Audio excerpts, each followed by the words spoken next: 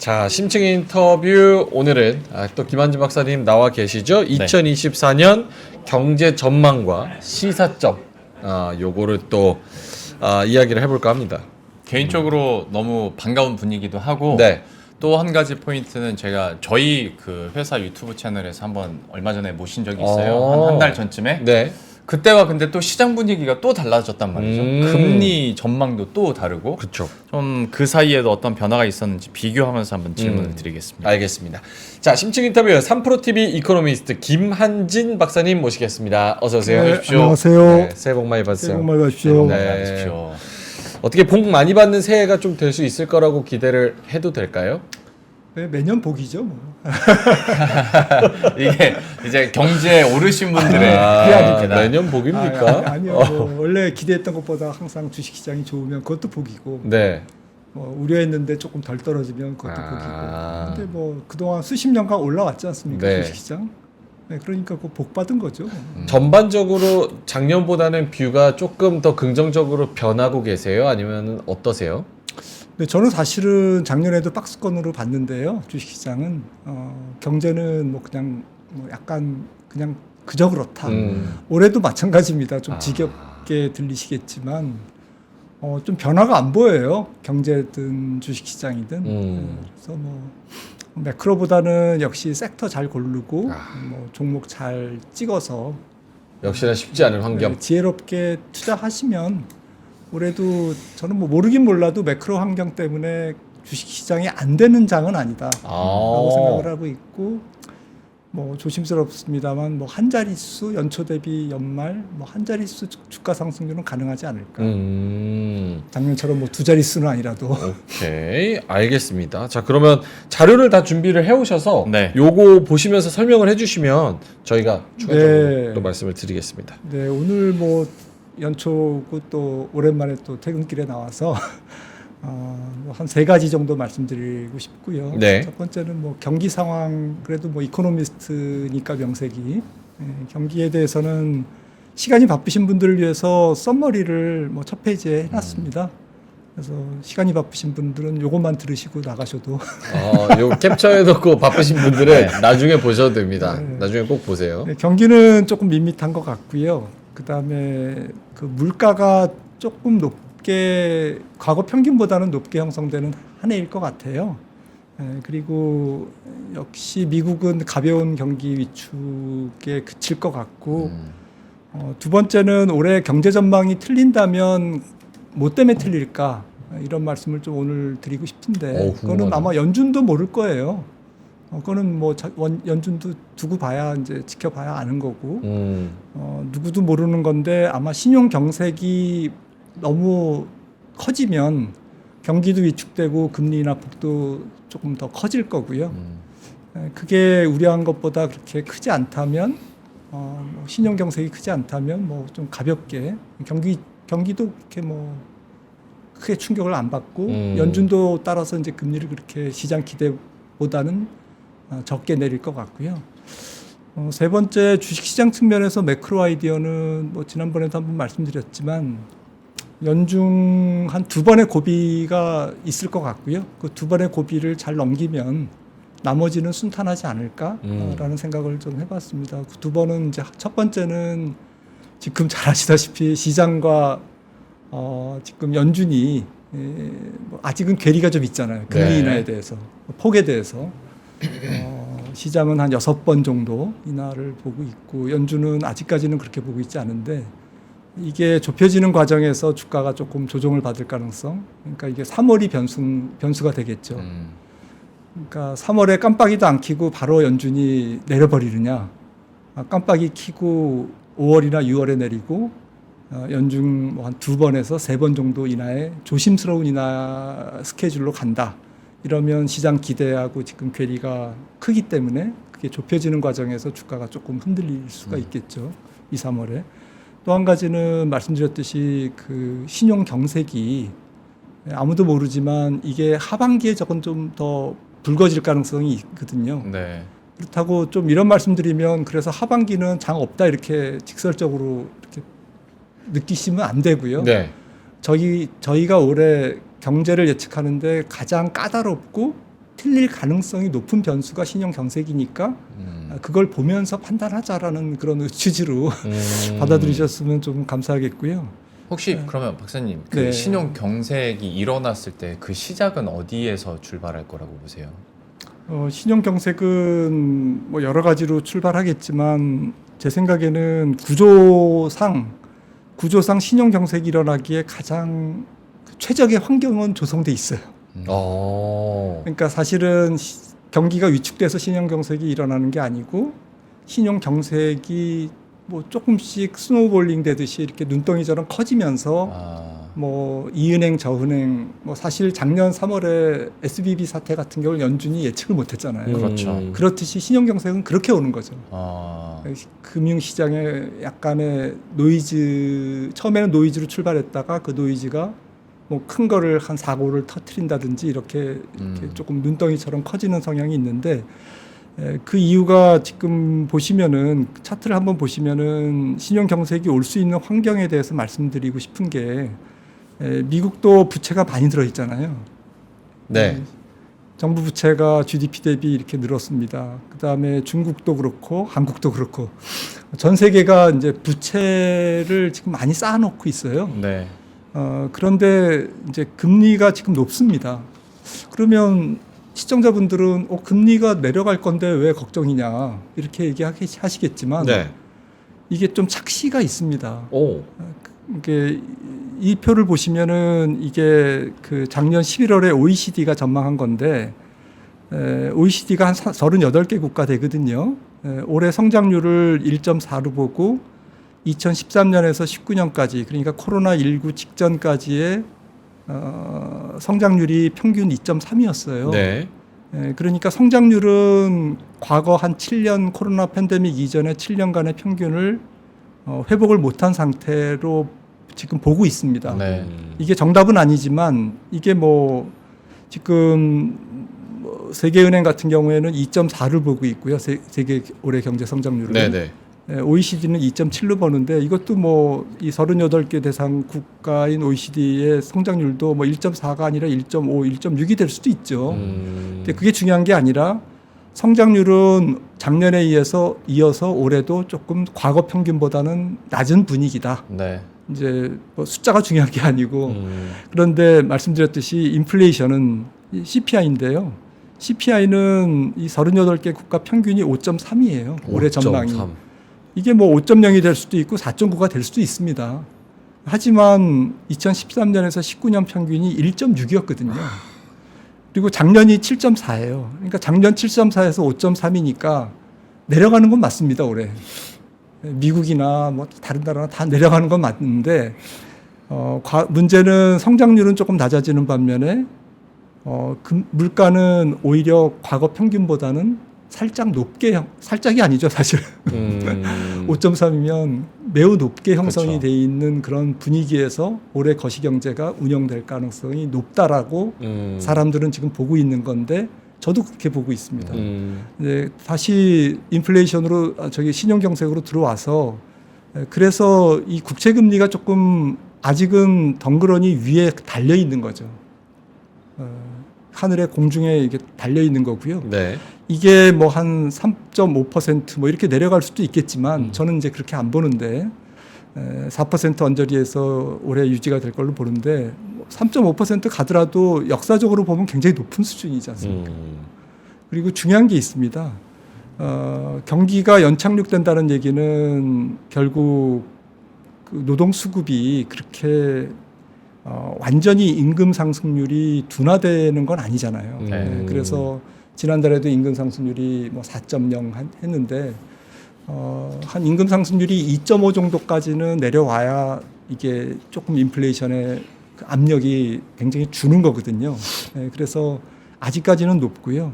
그래서 저는 이제 장기 금리 미국채 10년물 기준으로 어제 뭐 빌 그로스도 그 트위터에 X에 이제 그런 트위터를 띄웠는데 네. 빌 그로스가 작년에 잘 맞췄잖아요. 4.7, 4.8일 때 채권 사야 된다고 네. 얘기했고 그래서 성공했습니다.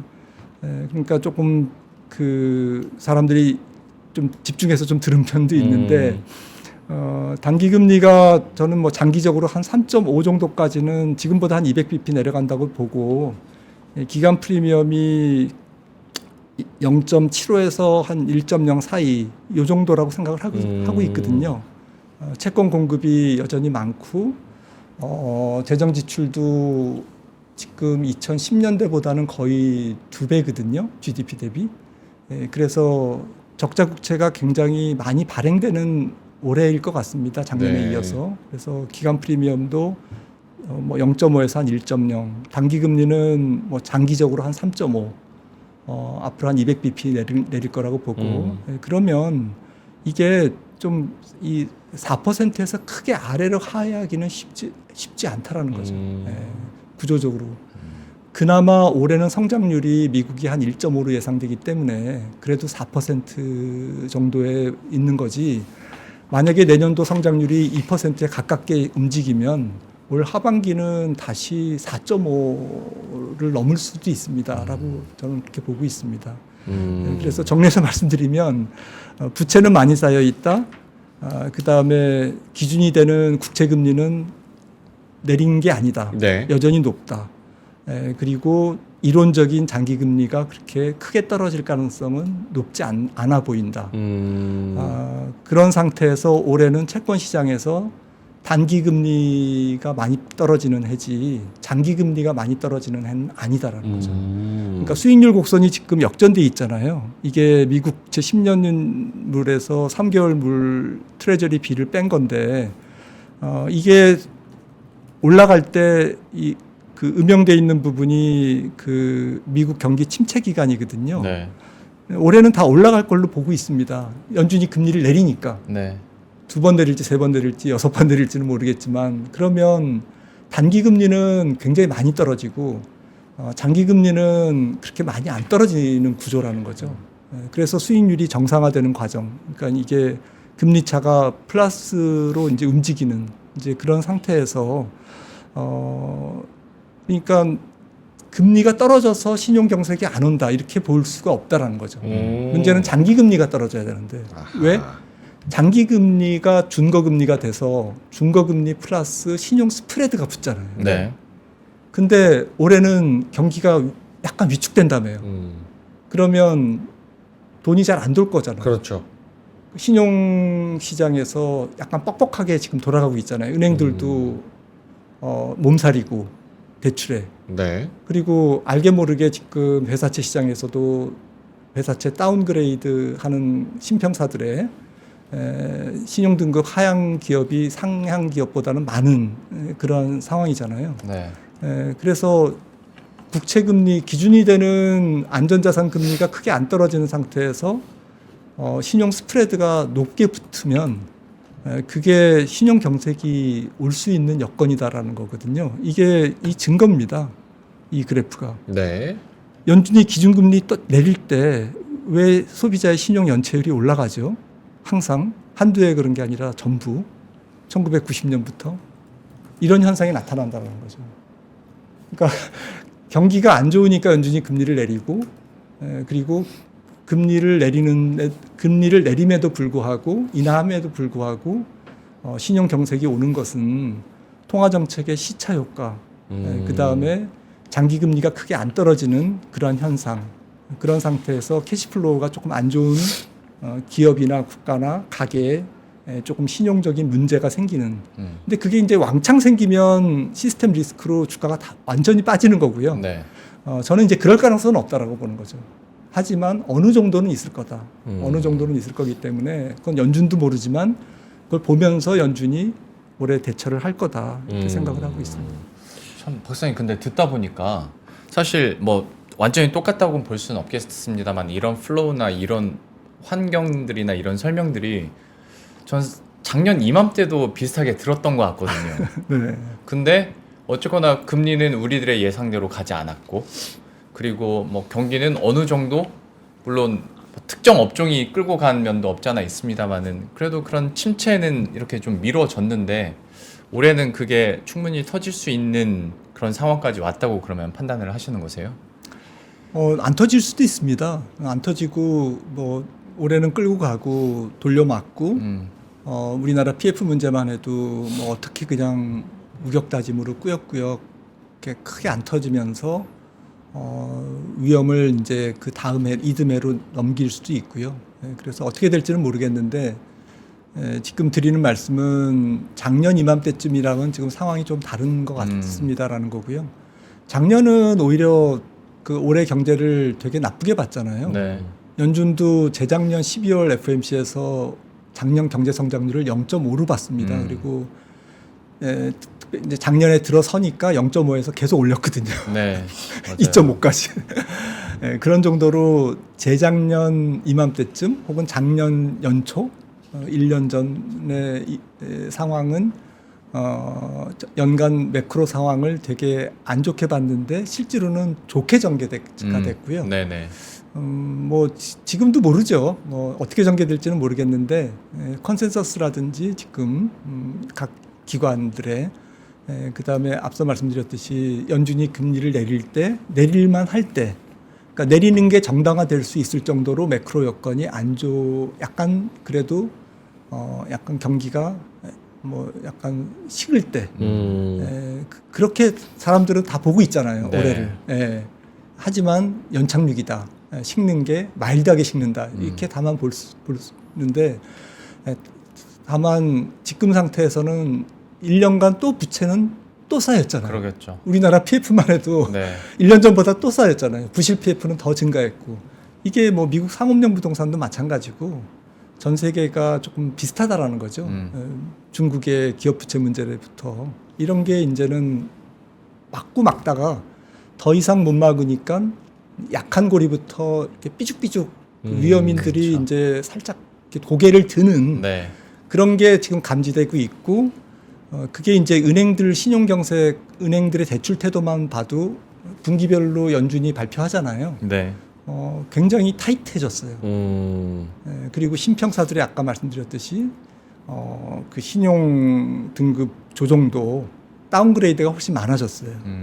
그 다음에 연체율도 아직까지는 큰 문제는 아니지만 올라오고 있어요. 올라는 오고 있어. 크레딧 쪽에서 뭔가가 이렇게 꿈틀대고 있는 것은 사실이다라는 거죠. 그거는 1년 전 상황과 조금 다릅니다. 우리나라 주식 관점에서 봤을 때 미국이 좀 버텨주면서 금리 인하를 좀 뒤로 늘리고 딜레이가 되고 천천히 금리가 떨어지는 게 시장한테 더 좋은 겁니까? 아니면 신용경색이 하나 빵 터져가지고 딱딱딱딱 금리를 빨리 내려주는 게 좋은 겁니까?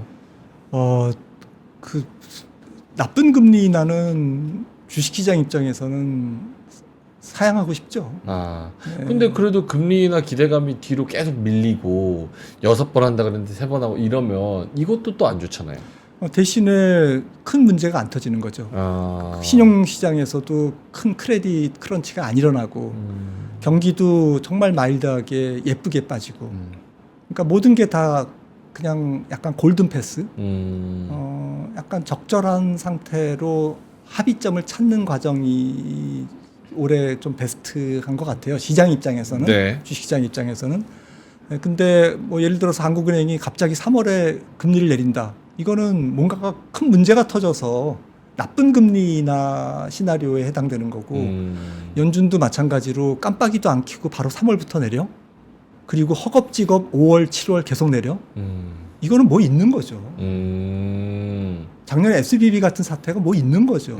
그렇지 않고 지금 노동시장이 임금 상승률이 전월비 0.4, YOY 4.0, 그다음에 노동시장에서 수요와 공급이 아직도 300만 건이 부족하고 실업률이 아직 3.99, 기업의 구인 건수가 870만 건이고 과거에는 500만 건 정도 돼야 500만 건 정도가 경기가 피크일 때 500만 건, 600만 건이었어요. 네. 기업들이 구인 건수가. 근데 지금은 떨어져서 870이야. 실업자당 빈 일자리가 아직도 1.4개야. 이런 상태에서 연속해서 라이브 미팅으로 금리를 FOMC 열릴 때마다 금리를 파박파박 올해 6번 내린다? 이거는 정말 미친 거 아니면은 있을 수가 없는 거죠. 어. 예, 저는 시장이 연준의 유동성 포퓰리즘을 조금 약간 조롱하고 있는 아. 좀 그런 느낌이에요. 야, 경기 침체 오기 전에 내려. 뭐 막말로 말씀드리면 방송을 적절하지 않지만 그냥 소설을 쓰자면 그러니까 미스터 마켓이라는 사람 네네. 보이지 않는 손이. 야, 연준 보고 너희들 그렇게 시장 그렇게 예측 경제 예측 그렇게 잘한 거 아니잖아. 그동안 뭐 계속 헤매더만 내가 볼 때는 좋은 게 좋은 거야. 올해 선거도 있고 그래. 올해 미리 조금 침체 오기 전에 인하해. 그게 네. 신상에 좋을 걸? 라고 윽박 지르는 거잖아요. 실제로 그 연준의 행보가 나왔을 때도 채권 시장은 그렇게 반응을 많이 했었죠. 예. 네. 그러니까요. 그러면 말씀.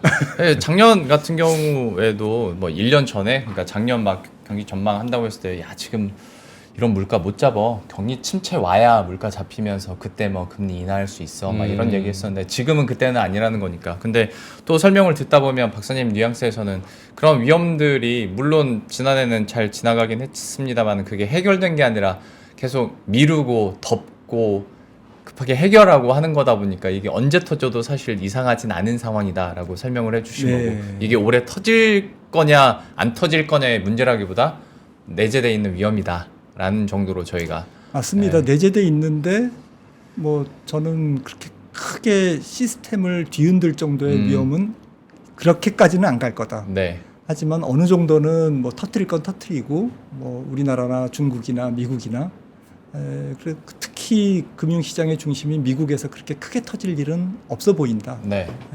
워낙 연준이 실력이 출중하시니까 그리고 또 금리를 내릴 버퍼도 있고 네. 문제가 뭐 하나 터지면 아마 금리를 뭐 굉장히 빠르게 내리겠죠. 네. 계속 수습을 하고 BTFP 프로그램도 이제 3월 10일인가요? 이제 끝나는데 뭐 그런 게 터지면 뭐 다시 또 연장할 수도 있고 그래서 수단이 많습니다 연준은. 근데 아직도 시장에 유동성이 어마어마하게 있잖아요. 네. 그거 컨트롤이 위기가 왔을 때 연준이 충분히 가능한가요? 그러니까 지난번 댈러스 연은 총재인가요? 로리 로건이 그 전미경제학회에서 지금 영레포가 2조 5천억 달러에서 6천억 달러까지 줄었으니 QT 테이퍼링을 하는 게 좋겠다라고 얘기를 했잖아요. 네. 그분이 사실은 뉴욕 연은 부총재를 10년 하신 분이잖아요. 그러니까 사람들이 되게 좀 귀담아 들었죠. 보통 사람이 아닌데.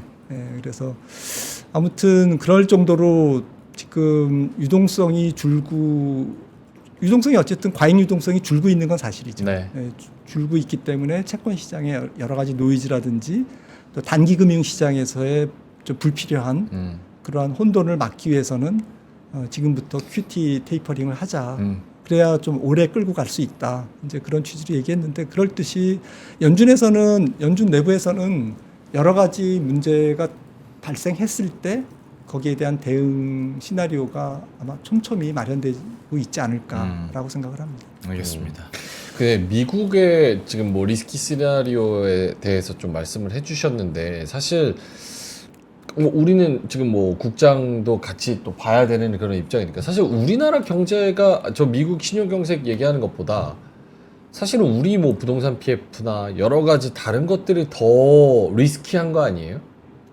그렇죠. 이게 지금 뭐 미국 중심으로 말씀드린 게 통화 정책도 독립적이지 않지만 경제도 네. 독립적이지 않잖아요. 그렇죠. 특히 뭐 작년에도 대미 수출이 대중 수출을 추월했듯이 올해도 마찬가지일 것 같고요. 네. 그리고 뭐 IT 경기나 반도체 경기도 조금 뭐 미국에 조금 연동돼 있고 네. 이러다 보니까 올해도 조금 내수가 주춤이 아니죠. 내수가 냉각돼 있는 상태에서 수출에 그래도 기대서 먹고 살아야 되는 한 해인데 네. 문제는 앞서 뭐 이렇게 유학편에서도 말씀드렸지만 한국 경제와 중국 경제는 중장기 저성장 기조로 들어가는 올해가 원년일 것 같아요. 냉정하게 보면 중국은 3 내지 4% 성장으로 들어가는 올해가 그 원년이고요. 네. 4% 찍겠죠. 뭐 마사지에서 4.3 이렇게 나올지는 모르겠지만 우리나라도 잠재 성장률을 달성하는데 굉장히 버거운 경제 구조로 들어가는 올해가 조금 더 한 걸음 더 가는 안타깝지만 그런 원년이 아닐까. 그러니까 구조적 내수 불안과 수출의 편중성, 섹터의 편중성, 또 국가의 편중성 이런 것들이 조금 민낯이 드러나는 좀 저는 한국 경제가 이대로 가면 잃어버린 10년이 될 가능성이 매우 높다라고 저는 좀 우울하게 봅니다. 그러면 탈출구가 있어요? 우리나라 경제 이대로 가면 탈출구 없다라고 저는 단언합니다. 어떻게 해야 돼요? 예? 어떻게 해야 돼요? 정말 정신 차려야죠. 정신을 어떻게 차려? 정부부터. 아니 정신을 차릴 수가 없는 게 미국은 뭐 지네 뭐 IRA라 그래가지고 네. 자국에다 공장 지어야 뭐 기술 빼가 뭐 공장 빼가 사람 빼가 다 빼가. 그러고 뭐 중국은 뭐 중국한테 뭐 팔려 그러면 팔지 말라 그러고. 산업 구조 전체를 정말 대개혁을 해야 돼요, 우리나라는. 네. 혁신 산업으로. 근데 그 얘기도 사실 하기 시작하면 끝이 없죠. 끝이 없기도 할 뿐더러 약간은 할 말 많습니다. 네, 맞아요. 그래서 그때 같이 했었을 때 약간 그렇게 한탄 반 걱정 반 그렇게 했었는데 맞습니다. 박사님 근데 저 여기서 지금 이거 듣다 보니까 몸이 좀 아프려고 그래요. 네. 그러니까 좀 좋은 건 없을까? 좋은 약간 거. 계속 우울한 좋은 얘기 것만 밑에 듣다 구석. 보니까 네, 연초부터 죄송해요. 근데 저는 오늘 나쁜 얘기를 하려고 온 게 아니고요. 네. 서두에서 말씀드렸듯이 올해 주식시장은 하방이 조금 보장돼 있는 한 해가 아닐까. 네, 그래서 약간 보험이 들어있는 한 해. 그건 좋네요. 네, 만약에 경기가 약하고 뭐 문제가 무슨 신용 쪽에서 문제가 생기면 인슈어런스 컷이 나오잖아요. 그렇죠. 그 보험이잖아요. 네.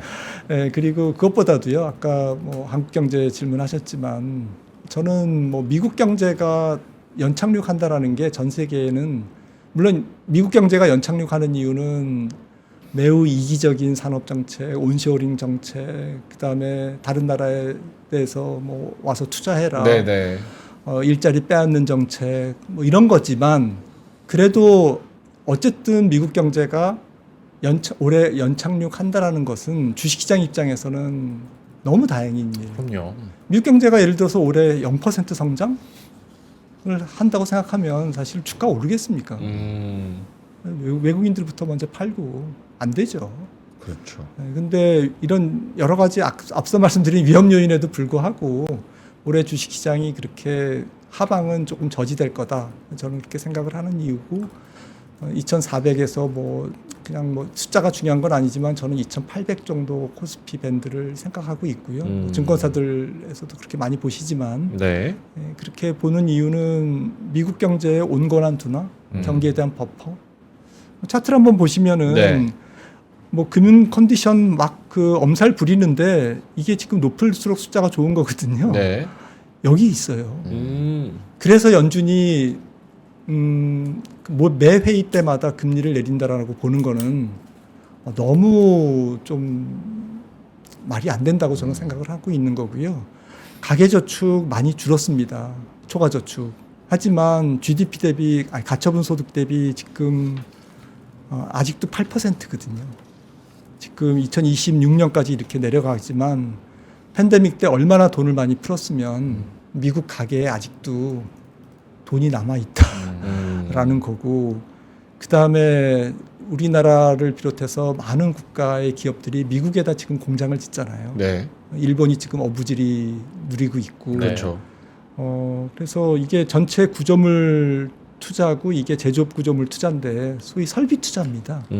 설비 투자의 QOQ 연율이 이렇게 지금 급등하고 있어요. 요거 한번 보여주세요. 네. 차트. 성장률을 뒷받침하는 게 제조업 부문이 지금 미국이 살아나고 있다. 이야. 네. 제조업과 관련된 투자가 살아나고 있다라는 거고요. 그 다음에 미국 기업이익이 물론 이제 경기가 꼬꾸라지면 이게 허구이겠죠. 하지만 지금 S&P 500 기업의 주당 영업이익인데요. 이게 빨간색 선이 이제 애널리스트들의 포워드 수치입니다. 이거를 52주 이제 앞으로 당겨서 이렇게 그린 건데 제가 그린 게 아니라 야데니 리서치에서요. 지금 이렇게 보고 있잖아요. 그러니까 S&P 500 전체 EPS를 올해 그래도 한 9% 증가 이렇게 보잖아요. 조금 떨어지더라도 한 8%, 뭐 7% 되더라도 괜찮은 거거든요. 1.5%의 성장, GDP 성장에 한 10%에 가까운 EPS 그로스가 나온다라고 하면 주식시장이 하방이 S&P가 4,700에서 4,400 밑으로 가기는 쉽지 않은 거죠. 이게 만약에 올해 진짜 이렇게 전개된다 그러면 기업 이익이. 그러니까 드리고 싶은 말씀은 매크로보다도 미국 기업이 굉장히 돈을 많이 벌어요. 근데 이게 경기에 약간 비해서. 그 업종이나 산업에 좋게 말하면 주도를 해주는 거고 나쁘게 말하면 좀 편중된 감도 맞습니다. 맞습니까? 매우 편중됐죠. 네. M7이 전체 시장 이익의 20%를 차지하잖아요. 맞아요. 그러니까 그 그러니까 구조물 투자 늘어난 것도 제일 먼저 드는 건 반도체 공장인가? 반도체 전기차 그 생각부터 드니까. 예.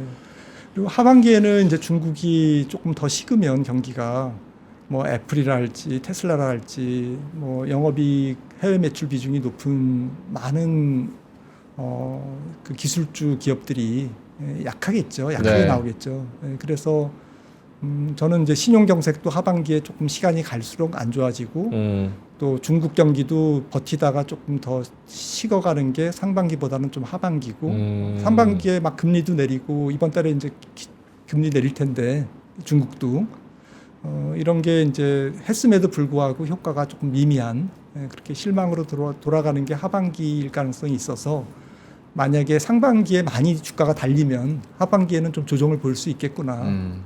하반기가 좀 매크로 환경 쪽에서는 조금 상반기보다는 오히려 불리하지 않을까라고 생각을 합니다. 알겠습니다. 끝날 시간이 거의 다 돼서 한 1, 2분 정도 남았는데 내일 또 CPI 네. 저녁에 나오잖아요. 네. 그거에 따른 뭐 박사님이 예측하시는 결과와 또 시장의 영향 어떻게 우리가 생각할 수 있는지. 네, 예상대로 나오겠죠. 뭐 1월 9일자 클리브랜드 연은에서 지금 방송 오기 전에 바로 한번 제가 확인해 봤더니 네. 12월 수치가 3.3, 33. 네, 그다음에 3.9 근원은 네. 그러니까 뭐 근원이 지난달이 4.0이었잖아요. 그러니까 3.9 정도면 뭐 그렇고 그리고 1월은 아직 멀었지만 3.8 근원이 그러니까 근원이 천천히 떨어지는 걸로 클리브랜드는 아직까지는 그렇게 계산하고 있고 헤드라인은 유가 따라서 움직이는데 이번 달은 좀 많이 안 떨어지는데 그러니까 12월은 1월은 조금 2.9대로 이제 3%를 완전히 하회하는 걸로 네. 그렇게 아직까지는 클리브랜드는 그렇게 보고 있습니다. 네. 그러니까 뭐 시장 컨센서스 시장이 보는 정도로 나올 것 같아요. 크게 서프라이즈도 네, 쇼크도 없는. 네, 네, 그럼 네. 시장은 어떻게 받아들일까요? 그냥 그러려니? 뭐 그것보다는 연준 인사들에 따라서 뭐 주가가 좀 춤을 추겠죠. 요즘에 영향력이 좀 큰 것 같은데요, 그렇죠? 그렇죠. 아까 로리 로건도 말씀드렸지만 뭐 어제 비둘기 대명사이신 분이 갑자기 이름이 생각이 안 나는데 어제 발언하셨죠. 네. 3분기에 첫 금리 인하를 할 거다라고 이제 조금 얘기했잖아요. 그게 시장을 조금 약간 냉각시킨 이제 그런 부분들이 시장이 조금 믿을 구석이 없는 거죠. 그럴 그렇죠. 정도로 좀 얇고 왔다 갔다 하고 심리적으로 불안한 그런 상황인 것 같습니다. 알겠습니다. 자, 오늘 2024년 경제 전망과 시사점. 경기는 밋밋하다. 가장 큰 변수는 신용 경색이다. 그리고 시장이 지금 기대감 너무 크다. 3번 정도 생각을 또 하고 계신 것 같고. 하지만 우리나라 뭐 주식으로 봤을 때도 뭐 미국도 좀 하방 쪽은 좀 막혀 있는 것 같아서 네. 그거는 좀 긍정적이라고 생각할 수 있을 것 같습니다. 자, 알겠습니다. 앞으로도 또 매크로 이슈 있을 때마다 항상 나와 주시니까 자주 모시도록 하겠습니다. 심층 인터뷰 3프로TV 이코노미스트 김한진 박사님이었습니다. 고맙습니다. 네, 감사합니다. 세계 최대의 테크쇼 CES 2024 3프로TV 취재팀이 미국으로 떠납니다. 기업 여러분도 함께 가시죠? 아, 시간과 비용이 부담이라 못 가신다고요? 그래서 3프로TV가 준비했습니다. CES 2024 총정리 끝판왕 3프로TV 영상 리포트. 정확하고 확실한 3프로TV 영상 리포트를 만나보세요. 관련 문의는 하단 메일을 참고해주세요.